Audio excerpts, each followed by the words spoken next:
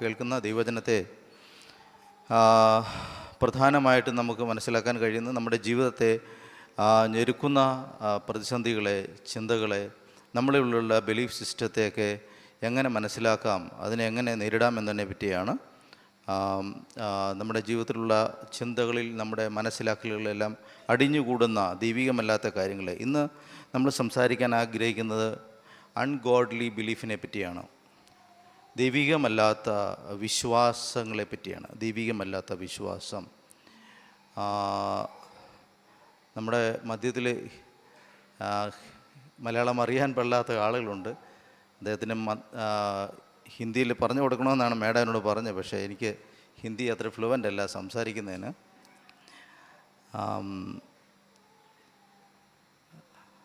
എന്നാലും ഒന്ന് രണ്ട് വാക്ക് അദ്ദേഹത്തിൽ പറയാൻ തുടങ്ങി. പ്രഭു, हमारे बीच में एक भाई हैं, आपको मलयालम बिल्कुल नहीं आते, राइट? थोड़ा सा आता है, सो समझते हैं थोड़ा सा. देखिए, आज का प्रचार का सब्जेक्ट यही है, अधर्मी विश्वास के बारे में. हमारे अंदर जो विश्वास है वो पूरा प्रभु के द्वारा से नहीं आते हैं, कुछ लोगों से, शैतान से भी आते हैं. सो हमको समझना पड़ेगा, नहीं है तो हमारा लाइफ को ये वो तोड़ सकते हैं ना. इसलिए इसके बारे में थोड़ा सा हम प्रचार करते हैं. थोड़ा ध्यान से, प्रार्थना से ध्यान से बैठिए. നമുക്ക് ഒരുമിച്ച് പ്രാർത്ഥിക്കാം. ഇത് പൂർണ്ണമായിട്ട് അങ്ങനെ അദ്ദേഹത്തിന് പറഞ്ഞു കൊടുക്കാൻ, അവരെ വിശദീകരിക്കാൻ എനിക്ക് കഴിയില്ല. എങ്കിലും ജസ്റ്റ് ഒരു ഇൻഫർമേഷൻ കൊടുത്തു എന്ന് മാത്രം. ഇന്ന് നമ്മൾ പറയാൻ ആഗ്രഹിക്കുന്നത് എങ്ങനെയാണ് അൺഗോഡ്ലി ബിലീഫ് അല്ലെങ്കിൽ ദൈവികമല്ലാത്ത വിശ്വാസങ്ങൾ. നമ്മൾ വിശ്വസിക്കുന്ന, മനസ്സിലാക്കുന്ന വിശ്വാസമെല്ലാം ദൈവത്തിൽ നിന്ന് വരുന്നു, വിശ്വാസത്തിൻ്റെ സാധ്യതകളെല്ലാം ദൈവത്തിൽ നിന്ന് വരുന്നു എന്നായിരിക്കാം. നമ്മുടെ വിശ്വാസമെന്ന് പറയുന്നത് എല്ലാം ദൈവത്തിൽ നിന്നല്ല. നമ്മുടെ ഉള്ളിലുണ്ടാകുന്ന വിശ്വാസമാണ് യഥാർത്ഥത്തിൽ നമ്മളെ പ്രവർത്തിക്കാൻ അനുവദിക്കുന്നത്, അതിനെ നമ്മളെ പ്രേരിപ്പിക്കുന്നത്. നമ്മുടെ അറിവുകളല്ല. അറിവുകൾ ഉണ്ടെങ്കിൽ പോലും നമുക്ക് പ്രവർത്തിക്കണമെങ്കിൽ നമ്മളെ സഹായിക്കുന്നത് വിശ്വാസമാണ്. അതുകൊണ്ടാണ് മദ്യപാനം ആരോഗ്യത്തിന് ഹാനികരം എന്ന് എഴുതി വെച്ചേക്കുന്ന കുപ്പിയിൽ നിന്ന് തന്നെ കുടിക്കാനായിട്ട് ആളുകൾക്ക് കഴിയുന്നത്. അത് പുറത്ത് വായിച്ച് നോക്കുമ്പോൾ അയാളിലേക്ക് ഒരു അറിവുണ്ടാകുന്നുണ്ട്, മദ്യപാനം ആരോഗ്യത്തിന് ഹാനികരമാണ്, അറിവുണ്ടായി. പക്ഷേ ആ അറിവ് അദ്ദേഹത്തിനെ പ്രവർത്തിക്കാനായിട്ട് പ്രേരിപ്പിക്കുന്നില്ല. പക്ഷേ എപ്പോഴാണ് അതൊരു ബിലീഫായിട്ട്, വിശ്വാസമായി പരിണമിക്കുന്നിടത്ത് മാത്രമേ അതിന് നമ്മുടെ ജീവിതത്തെ ട്രാൻസ്ഫോം ചെയ്യാൻ, മാറ്റാൻ, പ്രാവർത്തിയിൽ കൊണ്ടുവരാൻ കഴിയത്തുള്ളൂ. അതുകൊണ്ടാണ് എബ്രായ ലേഖനത്തിൽ നാം കാണുന്നത് അത് കേട്ടെങ്കിലും വിശ്വാസമായി പരിണമിച്ചില്ല എന്ന് വചനം പറയാൻ കാരണം. അപ്പം നമ്മൾ കേൾക്കുന്നതെല്ലാം വിശ്വാസമായി പരിണമിക്കണമെന്ന് നിർബന്ധമില്ല. നമ്മൾ ഇവിടെ ആഴ്ചയിൽ ഇവിടുന്ന് കേൾക്കുന്നുണ്ട്, നമ്മൾ എന്താ പറയുന്നത്, വാട്സപ്പിൽ വേറെ മെസ്സേജുകൾ കേൾക്കുന്നുണ്ട്, ധാരാളം കേൾവിക്ക് യാതൊരു കുറവുമില്ല. പക്ഷേ ഇതൊന്നും പ്രവൃത്തിയിൽ വരാത്തതിൻ്റെ കാരണം എന്താണെന്നറിയുമോ? ഇതൊന്നും വിശ്വാസമായിട്ട് പരിണമിക്കാറില്ല. എപ്പോഴാണ് ഈ അറിവ് വിശ്വാസമായി പരിണമിക്കുന്നത്, അപ്പോഴാണത് നമ്മുടെ പ്രവർത്തനത്തെയും ജീവിതത്തെയും സ്വാധീനിക്കുകയുള്ളൂ. അറിവുള്ളിടത്തോളം കാലം നമുക്കിങ്ങനെ പറഞ്ഞുകൊണ്ടിരിക്കാം, എനിക്ക് നിങ്ങളോടും നിങ്ങൾക്ക് എന്നോടും പറഞ്ഞുകൊണ്ടിരിക്കാം, അറിവാണല്ലോ. നമുക്ക് തലയുള്ളിടത്തോളം കാലം, തലച്ചോറുള്ളിടത്തോളം കാലം അറിവുകളെ ശേഖരിക്കാനുള്ള കഴിവുണ്ട്, സാധ്യതകളുണ്ട്. പക്ഷേ ഈ അറിവുകളൊന്നും നമ്മുടെ ജീവിതത്തിൻ്റെ ചര്യയെ, ജീവിതത്തിൻ്റെ സ്വഭാവത്തെ, ജീവിതത്തിൻ്റെ വഴികളെ ഒന്നും സ്വാധീനിക്കാൻ കഴിയുന്നില്ലതിൻ്റെ അർത്ഥം ഈ അറിവുകൾ ഒരിക്കലും വിശ്വാസമായി പരിണമിച്ചിട്ടില്ല. അതുകൊണ്ട് എബ്രായ ലേഖനത്തിൽ നാം കാണുന്ന പോലെ പ്രധാനപ്പെട്ട ഒരു കൺസേണാണ് ശരിയായ വിശ്വാസങ്ങൾ ഉണ്ടായി വരിക എന്നുള്ളത്. ശരിയായ വിശ്വാസങ്ങൾ ഉണ്ടായി വരിക എന്നുള്ളത്. അറിവ് ചീർപ്പിക്കുന്നു എന്നൊക്കെ നമ്മൾ കേട്ടിട്ടില്ലേ? അതിൻ്റെ കാരണം ഇതാണ്. നമ്മുടെ ജീവിതത്തെ അത് നെഗറ്റീവായിട്ട് സ്വാധീനിക്കാൻ സാധ്യതയുണ്ട്. അപ്പോൾ ഞാൻ പറഞ്ഞത്, വിശ്വാസമെന്ന് പറയുന്നത്, ഒരിക്കലും ഞാൻ അതിനെപ്പറ്റി പറഞ്ഞിട്ടുണ്ട്, വിശ്വാസം എന്ന് പറയുന്നത് നമ്മളൊരു ദിവസം ഒരു സുപ്രഭാതത്തിൽ നമ്മളങ്ങ് ആരംഭിക്കുന്ന ഒരു കാര്യമല്ല. നമ്മൾക്കുണ്ടാകുന്ന അനുഭവങ്ങളിൽ നിന്നൊക്കെയാണ് നമ്മൾ വിശ്വാസം ഉണ്ടാക്കിയെടുക്കുന്നത്. അത് ഞാൻ ഒരിക്കൽ പറഞ്ഞതാണ്. ചെറുപ്പത്തിലൊരു കുഞ്ഞ് നിലവിളിക്കുമ്പോൾ, ചെറിയ കുഞ്ഞ്, അതായത് 1 വയസ്സിന് താഴെയുള്ള കുഞ്ഞ് നിലവിളിക്കുമ്പോൾ, കരയുമ്പോൾ അതിനെ ചെന്ന് താലോലിക്കുകയും അതിനെ കംഫർട്ട് ചെയ്യുകയും ചെയ്യുമ്പോൾ ഉണ്ടായി വരുന്നൊരു ശേഷിയാണ് ട്രസ്റ്റ് എന്ന് ഞാനൊരിക്കൽ പറഞ്ഞായിരുന്നു. ട്രസ്റ്റ്, ആശ്രയിക്കാനുള്ള ശേഷി. അവിടെ നിന്നാണ് വിശ്വാസം എന്ന് പറയുന്ന നമ്മളെ കപ്പാസിറ്റി വളർന്നു വരുന്നത്. അവിടെ തൊട്ട് ജീവിതത്തിൻ്റെ ഓരോ അനുഭവങ്ങളിലും നമുക്ക് വിശ്വസിക്കാനുള്ള ശേഷി. ആരിലൊക്കെ വിശ്വസിക്കണം? നമ്മളിലും വിശ്വസിക്കണം, മറ്റുള്ളവരിലും വിശ്വസിക്കാനായിട്ട് നമുക്ക് കഴിയണം. എനിക്ക് എന്നിൽ മാത്രം വിശ്വാസമുള്ളെങ്കിൽ സമൂഹത്തിൽ ജീവിക്കാൻ കഴിയില്ല. മറ്റുള്ളവർ മാത്രമേ നമുക്ക് വിശ്വാസമുള്ളെങ്കിൽ നമുക്ക് സ്വയമേ വളരാനും കഴിയില്ല. അപ്പോൾ എനിക്ക് എന്നിലും വിശ്വാസം ഉണ്ടാകണം, മറ്റുള്ളവരിലും വിശ്വാസം ഉണ്ടാകണം. അപ്പോൾ ഈ വിശ്വാസത്തിൻ്റെ ഒരു സാധ്യത ഉണ്ടായി വരുന്നത് ദൈവത്തിലുള്ള വിശ്വാസത്തിലേക്ക് കടക്കുന്ന എപ്പോഴാണെന്നറിയാമോ? ദൈവം തരുന്ന ഇൻപുട്ടുകൾ സ്വീകരിക്കാൻ, അല്ല ദൈവം തരുന്ന നമ്മളിലേക്ക് അയക്കുന്ന ദൈവികമായ സന്ദേശങ്ങളും ദൈവികമായ വിശ്വാസത്തിൻ്റെ വിത്തുകളെയും സ്വീകരിക്കാൻ ശേഷി ഉണ്ടാകുമ്പോഴാണ് നമ്മളിൽ വിശ്വാസം ദൈവോന്മുഖമായി മാറുന്നത്.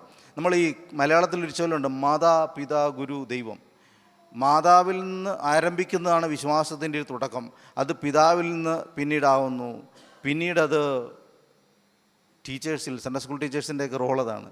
ടീച്ചേഴ്സിൽ നിന്നാണ് പിന്നെയാണ് ദൈവത്തിലേക്ക് നമ്മൾ എത്താനുള്ളൊരു ശേഷി രൂപപ്പെട്ട് വരുന്നത്. ഒരു ദിവസത്തിൽ ഒരു കുഞ്ഞ് ഉണ്ടായി വരുമ്പോഴേ ഈ വിശ്വാസമൊന്നും രൂപപ്പെടുത്തിയല്ല വരുന്നത്. അതുകൊണ്ട് വിശ്വാസം നമ്മൾ രൂപപ്പെടുത്തുന്നതിൽ നമുക്ക് ചുറ്റുമുള്ള ആളുകളിൽ, നമുക്ക് ചുറ്റുമുള്ള സംവിധാനങ്ങൾക്കൊക്കെ ഒത്തിരി പ്രാധാന്യമുണ്ടെന്ന് നമ്മൾ മനസ്സിലാക്കണം. അപ്പോൾ ഈ വിശ്വാസം വളരെ പ്രധാനമാണ്.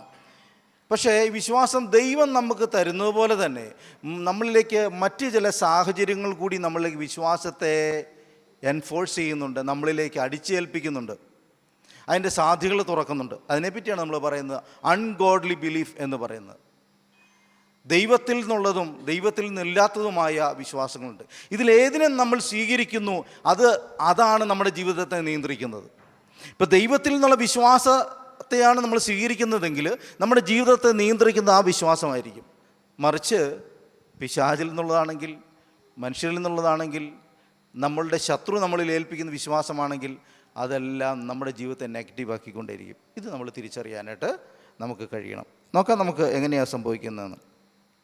പലപ്പോഴും പിശാച് നമ്മുടെ ജീവിതത്തിലേക്ക് നെഗറ്റീവായിട്ടുള്ള വിശ്വാസങ്ങളെ കയറ്റിവിടാറുണ്ട്. അതിലൊന്നാണ്, ഞാനൊന്നിനും കൊള്ളാത്ത ആളാണ്, ഞാനൊന്നിനും കഴിവില്ലാത്ത ആളാണ്, എന്നെ കാണാനായിട്ട് ഭംഗിയില്ല, എനിക്കൊന്നും ചെയ്യാനുള്ള പ്രാപ്തിയില്ല, ഞാനൊരു പരാജയമാണ്, എനിക്ക് ഇതിൽ കൂടി വളരാനുള്ള ശേഷിയില്ല, എന്നെ ആരും അംഗീകരിക്കുന്നില്ല, ഞാനൊരു അനാവശ്യമാണ്, ഐ എം അൺവാണ്ടഡ്, ഞാൻ അനാവശ്യമാണ്, ഈ ഭൂമിയിൽ ഞാൻ ജീവിക്കുന്ന തന്നെ വെറുതെയാണ്, എൻ്റെ ജീവിതത്തിന് അർത്ഥമില്ല.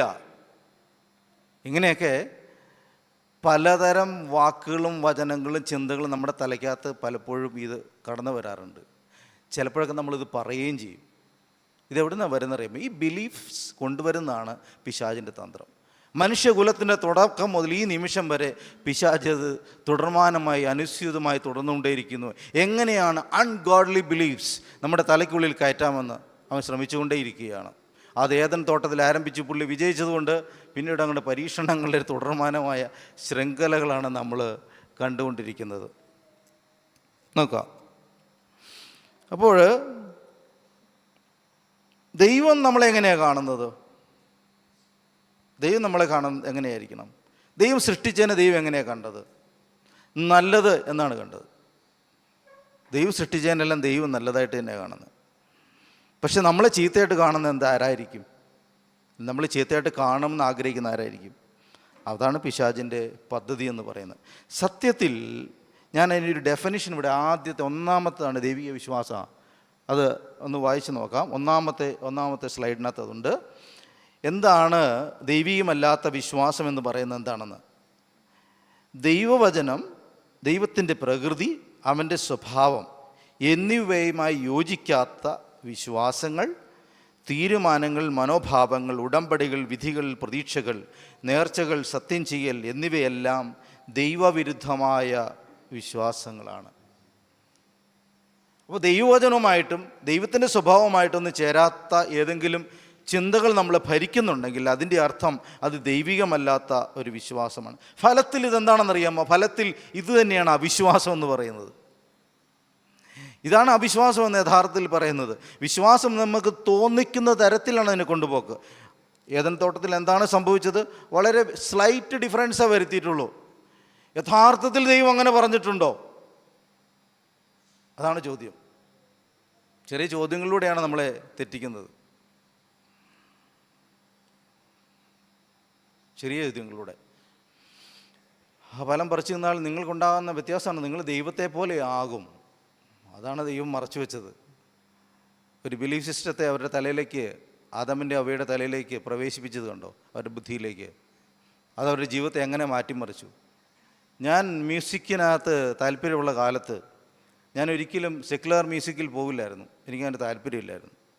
കാരണം ഞാനൊരു ഭയങ്കര സ്ട്രോങ് വിശ്വാസിയായിട്ട് എൻ്റെ കൗമാരകാലത്ത് തൊട്ട് ഞാൻ വളർന്നു വന്ന ആളാണ്. പക്ഷെ ഒരു ദിവസം എന്നോട് ജോൺ എന്ന് പറഞ്ഞൊരു, അദ്ദേഹം മരിച്ചുപോയി, അദ്ദേഹം എന്നോട് ചോദിച്ചു, എടാ നിനക്കറിയാവുന്നൊരു ജോലി ചെയ്തിട്ട് പൈസ ഉണ്ടാക്കലും ദൈവത്തിന് എന്നാ കുഴപ്പം? ആ ചോദ്യത്തിന് ലോജിക്ക് നമുക്ക് പിടികിട്ടിയോ? നിനക്കറിയാവുന്നൊരു ജോലി ചെയ്ത് പൈസ ഉണ്ടാക്കിയ ദൈവത്തിന് എന്നാ കുഴപ്പം? ഞാൻ വീട്ടിൽ പോയി ആലോചിച്ച്, ശരിയാണ്, എനിക്കറിയാവുന്ന ജോലി ഞാൻ ചെയ്യുന്നുള്ളൂ, പക്ഷേ അത് എനിക്കുണ്ടാക്കിയ നഷ്ടം വളരെ വലുതാണ്. ആ പോക്ക് എൻ്റെ ജീവിതത്തെ വളരെ നെഗറ്റീവായി സ്വാധീനിച്ചിരുന്നു. ഒത്തിരിയേറെ ദോഷങ്ങൾ എൻ്റെ ആത്മീയ ജീവിതത്തിൽ വരുത്തിയതാണ് ആ തിരിഞ്ഞു പോക്ക്. വളരെ സിമ്പിളായ ചോദ്യങ്ങളിലൂടെയാണ് ഇവൻ നമ്മുടെ ജീവിതത്തെ വഴിതിരിച്ചു വിടുന്നത്. അപ്പോൾ ആ ചോദ്യങ്ങളെ നമ്മൾ വളരെ ശ്രദ്ധയോടെ കാണാൻ പഠിക്കണം. അപ്പോൾ അവിശ്വാസമാണ്. എങ്ങനെയത് പിശാച് എങ്ങനെ സാധ്യമാക്കുന്നറിയാമോ? അവൻ്റെ നുണകളിലൂടെയാണ്. നമ്മൾ അറിയേണ്ട ഒരു പ്രധാനപ്പെട്ട പദമാണ് ഡിസപ്ഷൻ. പിശാചിന് വ്യക്തമായ അധികാരമോ ശക്തിയോ ഒന്നും ഉപയോഗിച്ചിട്ടല്ല അവൻ നമ്മളെ തകർക്കുന്നത്. ശക്തി ആരുടെ കയ്യിലാണ്? അധികാരം ആരുടെ കയ്യിലാണ്? കർത്താവിൻ്റെ കയ്യിലാണ്. നമുക്ക് വളരെ അറിയാവുന്ന കാര്യമാണ്, അല്ലേ? നമുക്കെല്ലാം അറിയാവുന്ന, വചനം അറിയാവുന്ന എല്ലാവർക്കും അറിയാം, സ്വർഗത്തിലും ഭൂമിയിലും സകല അധികാരവും എനിക്ക് നൽകപ്പെട്ടിരിക്കുന്ന കർത്താവ് പറഞ്ഞു. ആകയാൽ നിങ്ങൾ പുറപ്പെടുവിൻ എന്നാ കർത്താവ് പറഞ്ഞു. അപ്പോൾ അധികാരം ആരുടെ കയ്യിലാണ്? യേശു കർത്താവിൻ്റെ കയ്യിലാണെന്ന് വചനം നമ്മളോട് പറയുന്നു. പക്ഷേ നമ്മൾ പലപ്പോഴും വിചാരിക്കുന്ന പിശാചിന് ഭയങ്കര അധികാരമാണെന്നാണ്. അതാണ് അൺഗോഡ്ലി ബിലീഫ് എന്ന് പറയുന്നത്. നമ്മൾ പലപ്പോഴും വിചാരിക്കും പിശാചിന് നമ്മുടെ വില ഭയങ്കര ആധിപത്യമാണ്, അധികാരമാണ്, അവനിവിടെ എല്ലാം അടക്കി ഭരി. അങ്ങനെയല്ല. അധികാരവും ബലവും ശക്തിയും മാനവ മഹത്വം പുകഴ്ചയെല്ലാം അറുക്കപ്പെട്ട കുഞ്ഞാടിന്. അവൻ മാത്രമാണ് അധികാരത്തിന് യോഗ്യൻ. അവൻ മാത്രമേ ഉള്ളൂ അധികാരമുള്ളവൻ. പക്ഷെ പലപ്പോഴും നമ്മൾ തെറ്റിദ്ധരിക്കുന്നു. പിശാച് ആഗ്രഹിക്കുന്നതെന്നറിയുമോ? നമുക്ക് ദൈവത്തെപ്പറ്റി ശരിയായ അറിവുണ്ടാകരുത്, നമുക്ക് നമ്മളെപ്പറ്റി ശരിയായ അറിവുണ്ടാകരുത്, നമുക്ക് മറ്റുള്ളവരെ പറ്റി ശരിയായ അറിവുണ്ടാകരുത്. ഈ 3 മേഖലയിൽ നമുക്ക് ശരിയായ അറിവും ശരിയായ വിശ്വാസങ്ങളും രൂപപ്പെടരുത് എന്നുള്ളത് അവൻ്റെ നിർബന്ധമാണ്. അവനത് കഴിയുന്നത്ര വ്യക്തമായിട്ട് അവൻ നിർവഹിച്ചുകൊണ്ടേയിരിക്കും എന്ന് നമ്മൾ അറിയണം. അപ്പോൾ പിശാചിൻ്റെ നുണകൾ ഇങ്ങനെയാണ്. ഈ നുണകളെ എങ്ങനെ നമുക്ക് മറികടക്കാൻ കഴിയും? അതുകൊണ്ടാണ് എബ്രായ ലേഖനം ആർക്കെങ്കിലും ഒന്ന് വായിക്കാമെങ്കിൽ നല്ലത്. എബ്രായ ലേഖനം 11:16 പറയുന്നത്, വിശ്വാസം കൂടാതെ ദൈവത്തെ പ്രസാദിപ്പിക്കാൻ നമുക്ക് കഴിയുകയില്ല. അത് ഒന്ന് വായിച്ചെങ്കിൽ നല്ലതായിരുന്നു. അവരോ അധികം നല്ലതിനെ, സ്വർഗീയമായതിനെ തന്നെ കാംക്ഷിച്ചിരുന്നു. ആകയാൽ ദൈവം അവരുടെ ദൈവമെന്ന് വിളിക്കപ്പെടുവാൻ ലജ്ജിക്കുന്നില്ല. അവൻ അവർക്കായി ഒരു നഗരം ഒരുക്കിയിരിക്കുന്നുവല്ലോ. 1 മിനിറ്റ്. എബ്രായർ 11:16 ആണോ?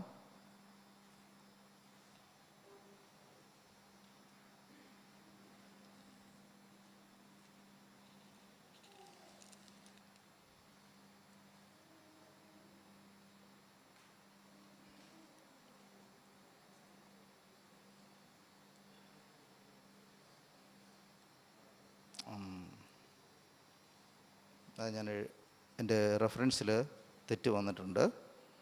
ആ വചനം ഇങ്ങനെയാണ്, വിശ്വാസം കൂടാതെ 11:6. എന്നാൽ വിശ്വാസം കൂടാതെ ദൈവത്തെ പ്രസാദിപ്പിക്കാൻ കഴിയുന്നതല്ല. ദൈവത്തിൻ്റെ അടുക്കൽ വരുന്നവൻ ദൈവമുണ്ട് എന്നും തന്നെ അന്വേഷിക്കുന്നവർക്ക് പ്രതിഫലം കൊടുക്കുന്നുവെന്നും വിശ്വസിക്കേണ്ടതല്ലോ. കേട്ടോ? അപ്പോൾ ദൈവത്തിൻ്റെ അടുക്കൽ വരുന്നവൻ ആദ്യം ഉണ്ടാകേണ്ട ഒരറിവ് എന്താണെന്നറിയാമോ? അവൻ ദൈവത്തിൽ വിശ്വസിക്കാൻ അവന് കഴിയണം, അവന് ദൈവമുണ്ടെന്ന് വിശ്വസിക്കണം, അതുപോലെ തന്നെ അന്വേഷിക്കുന്ന പ്രതിഫലം കൊടുക്കുന്നുവെന്നും വിശ്വസിക്കേണ്ടതാണ്.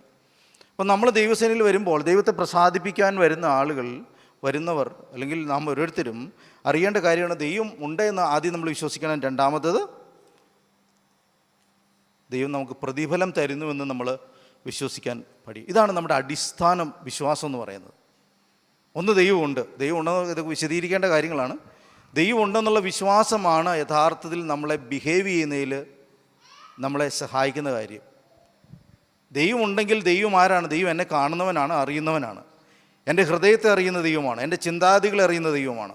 ആ ഉണ്ട് എന്ന് പറയുന്ന ആ വാക്കിനകത്ത് ഒത്തിരി അർത്ഥങ്ങളുണ്ട്.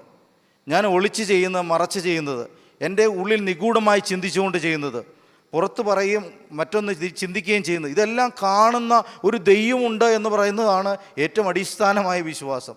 എനിക്ക് ദൈവത്തെ മറയ്ക്കാൻ കഴിയില്ല എന്നും ഞാൻ മനുഷ്യനെ മറച്ചാലും ദൈവത്തിന് മുമ്പിൽ അത് വ്യക്തമാണെന്നൊക്കെ തിരിച്ചറിയുന്നതെല്ലാം ഇതിൻ്റെ ഭാഗങ്ങളാണ്. അപ്പോൾ ദൈവം ഉണ്ടെന്ന് പറയുന്നത് ഒരു ആഴമേറിയ മനസ്സിലാക്കലാണ്. ഞാനിവിടെ വന്നിരിക്കുന്നത് മാത്രമല്ല, ഞാൻ നടക്കുന്നതും, ഞാൻ എൻ്റെ ഏകമായ ഞാൻ ഒറ്റയ്ക്കുള്ള സമയങ്ങളും എല്ലാം ഇതിൻ്റെ പ്രാധാന്യം അർഹിക്കുന്നു. അതുകൊണ്ട് ദൈവമുണ്ട് എന്നുള്ള അറിവ് വളരെ പ്രധാനമാണ്. അതുപോലെ തന്നെ പ്രധാനമാണ് തന്നെ അന്വേഷിക്കുന്നവർക്ക് പ്രതിഫലം നൽകുന്നു. നമ്മളാരും വെറുതെ പോകത്തില്ല, നമ്മളാരും നിരാശരായി പോകത്തില്ല. നമ്മുടെ ജീവിതത്തിൻ്റെ പ്രതിസന്ധികളിൽ നമ്മൾ ഞരങ്ങ് നടത്തുന്ന നമ്മൾ ചിന്തിക്കരുത് ദൈവം എന്നെ കൈവിട്ട് കളഞ്ഞ് വിചാരിക്കാൻ പാടില്ല. ദൈവം എനിക്ക് പ്രതിഫലം തരുന്ന ദൈവമാണ്, അന്വേഷിക്കുന്നവർക്ക് വേണ്ടി കരുതുന്ന ദൈവമാണ്, സ്നേഹമുള്ള പിതാവാണെന്നുള്ള അറിവും ഇതിൻ്റെ ഭാഗമാണ്. ആ വിശ്വാസമാണ് നമ്മുടെ ജീവിതത്തിൻ്റെ അടിസ്ഥാനം എന്ന് പറയുന്നത്. ആ വിശ്വാസത്തെ എങ്ങനെ മറികടക്കാം എന്നുള്ളതാണ് പിശാചിൻ്റെ പ്രവൃത്തിയുടെ ഒരു പദ്ധതി എന്ന് പറയുന്നത്. ഞാൻ ആദ്യം പറഞ്ഞ ആ വിഷയങ്ങൾ, ഒന്ന് രണ്ട് കാര്യങ്ങൾ പെട്ടെന്നൊന്ന് വിശദീകരിക്കാം. ഒന്നാമത്തെ കാര്യം എന്താണെന്നറിയാമോ? അത് വിശ്വാസം. ആ ടൈറ്റിൽ നിന്ന് എടുക്കാമോ?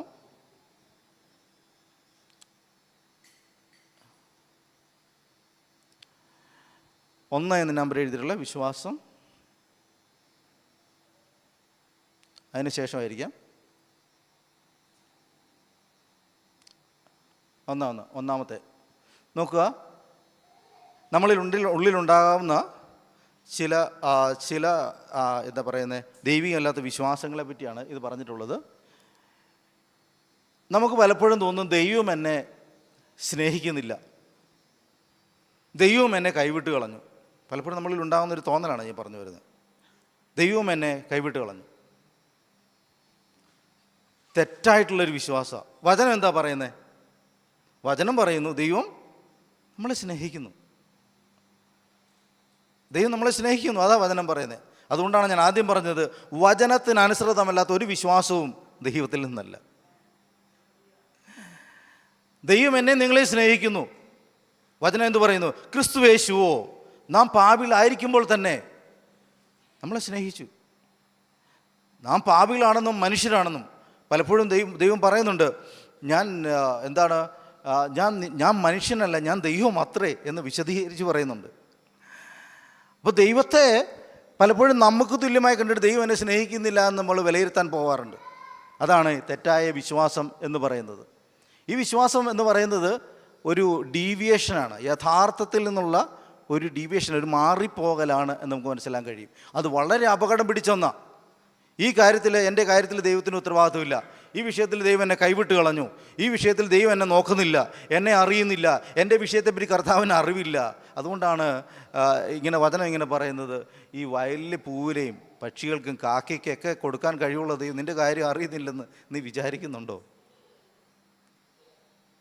അതിൻ്റെ കളറും മണവും അതിന് വേണ്ടതല്ല ഭക്ഷണവും കൊടുക്കാൻ കാക്കയ്ക്ക് കരുതുന്നൊരു ദൈവത്തിന് നിൻ്റെ അവസ്ഥ അറിയാൻ കഴിയില്ല എന്ന് നീ വിചാരിക്കുന്നുണ്ടോ?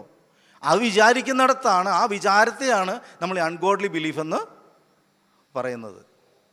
ആ വിചാരം നമ്മുടെ തലയിൽ കയറ്റുന്നതുകൊണ്ടൊരു പിശാച് വിജയശ്രീലാളിതനായി. അതാണ് തെറ്റായ വിശ്വാസം. രണ്ടാമത്തെ കാണിക്കാമോ?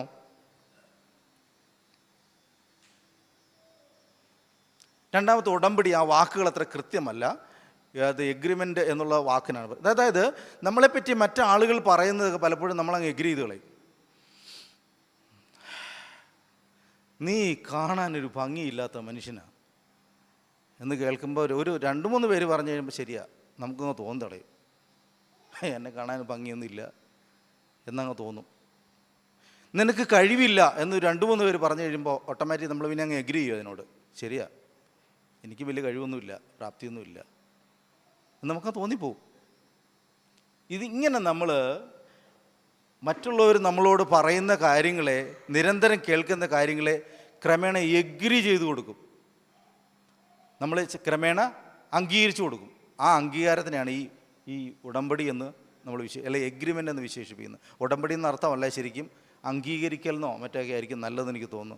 ഇത് ട്രാൻസ്ലേറ്റ് ചെയ്യുന്നതിൽ വരുന്ന പ്രശ്നമാണ്, അങ്ങനെ മനസ്സിലാക്കിയാൽ മതി. അപ്പോൾ പലപ്പോഴും ഇതിനെ നമ്മൾ എഗ്രി ചെയ്യുക, ആ എഗ്രിമെൻ്റ് നമ്മുടെ തലയിൽ നിന്ന് പിന്നെ തുടരുക ഒരു വിശ്വാസമായിട്ട്. പിന്നെ ആ വിശ്വാസമാണ് നമ്മളിൽ ഫങ്ഷൻ ചെയ്യുന്നത്. അത് നമ്മൾ പിൻവലിയാൻ സഹായിക്കും, പുറകോട്ട് പോകാൻ ഇടയാക്കും, നമ്മളെ പരാജിതനാക്കാനായിട്ട് ഇടയാക്കും. മൂന്നാമത്തെ കാണിക്കാമോ? വിധി അല്ലെങ്കിൽ ജഡ്ജ്മെൻ്റ് എന്നാണ് അതിന് ഇംഗ്ലീഷിൽ പറയുന്നത്. നമ്മൾ പലപ്പോഴും ഒരു വിഷയത്തെപ്പറ്റി ജഡ്ജ് ചെയ്ത് അങ്ങോട്ട് വയ്ക്കും.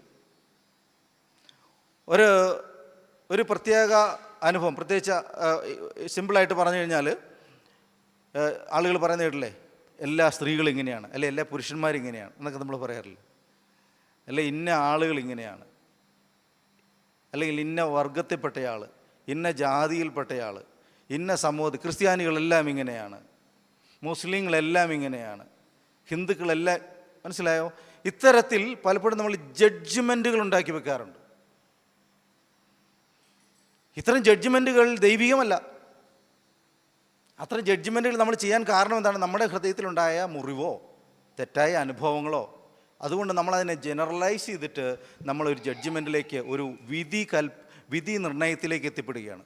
ഇത് വേറെ ഒരു തരത്തിലുള്ള അൺഗോഡ്ലി ബിലീഫാണ്. അങ്ങനെ നമ്മുടെ ജീവിതത്തിൽ സംഭവിക്കാനുള്ള സാധ്യതയുണ്ട്. ഇനി വിവാഹം കഴിക്കുന്നില്ല, വിവാഹത്തിനകത്ത് എന്താണ് പ്രശ്നം? ആകെ പ്രശ്നങ്ങളാണ്. വിവാഹം കഴിക്കാൻ കൊള്ളില്ല. വിവാഹം കഴിച്ചു കഴിഞ്ഞാൽ അതിനകത്ത് വഴക്കുകളാണ്, ബഹളങ്ങളാണ്, പ്രതിസന്ധികളാണ്, പരസ്പര ബന്ധങ്ങളിൽ പ്രശ്നങ്ങളാണ്. അൺഗോഡ്ലി ബിലീഫ് ഉണ്ടാക്കുന്നതാണത്. അൺഗോഡ്ലി ബിലീഫ് ഉണ്ടാക്കുകയാണ്. ആരാധനയ്ക്ക് പോകുന്നില്ല, ആരാധനയിൽ എന്തുണ്ട്? എന്നെ കരുതാനായിട്ട്, എന്നെ ശ്രദ്ധിക്കാൻ ആരുമില്ല. അൺഗോഡ്ലി ബിലീഫാണ് നമ്മൾ ഉണ്ടാക്കുന്നത്. ഇതാണ് നമ്മൾ വിധിച്ച് വെക്കുക ചില കാര്യങ്ങൾ. അടുത്ത് കാണിക്കാമോ? പ്രതീക്ഷ. ചില മുന്നനുഭവങ്ങൾ നമ്മളിൽ നെഗറ്റീവ് ആയിട്ടുള്ള അനുഭവങ്ങൾ തരുന്നു കഴിഞ്ഞാൽ നമ്മൾ എന്ത് ചെയ്യുന്നറിയാമോ? പിന്നെ അത് പ്രതീക്ഷ കൊണ്ട് വരിക, അതെപ്പോഴും പ്രതീക്ഷിക്കുക. ഇന്ന ഇടത്ത് പോയി, ഒരു പർട്ടിക്കുലർ സ്ഥലത്ത് പോയി കഴിഞ്ഞാൽ ആ അനുഭവം ഉണ്ടാകത്തുള്ളൂ. ഇന്ന ആളിൽ നിന്ന് എനിക്ക് അതേ ഉണ്ടാകത്തുള്ളൂ. ഞാൻ പണ്ട് അവിടെ പോയപ്പോൾ ഞാൻ തിരസ്കരിക്കപ്പെട്ടു, ഇനി എന്ന് പോയാലും ഞാൻ തിരസ്കരിക്കപ്പെടും, എന്നെ അംഗീകരിക്കില്ല എന്നുള്ള തോന്നലുകൾ. അപ്പോൾ നമ്മുടെ മുൻ അനുഭവങ്ങളെ നിലനിർത്തിക്കൊണ്ട് പലപ്പോഴും നമ്മൾ ഇത്തരത്തിലുള്ള നെഗറ്റീവ് പ്രതീക്ഷകളെ നമ്മൾ തലയിൽ പുലർത്തിക്കൊണ്ടേയിരിക്കും. ഇന്ന ആളോട് സംസാരിച്ചാൽ കുഴപ്പമുണ്ടാകും. അപ്പോൾ എപ്പോഴും നമ്മൾ പ്രതീക്ഷിക്കുന്നത് എന്താണ്? നെഗറ്റീവായ കാര്യങ്ങളായിരിക്കും പ്രതീക്ഷിക്കുക. അത് നമ്മുടെ സാധ്യതയെ കെടുത്തിക്കളയും. നമുക്കവിടെ പ്രവേശിക്കാനുള്ള സാധ്യതയെ, ആ കാര്യത്തെ മറികടക്കാനുള്ള സാധ്യതയെ കെടുത്തിക്കളയും. പലപ്പോഴും നമ്മളിൽ ഈ നെഗറ്റീവ് പ്രതീക്ഷകൾ വളരെ ഉണ്ടാകാറുണ്ട്.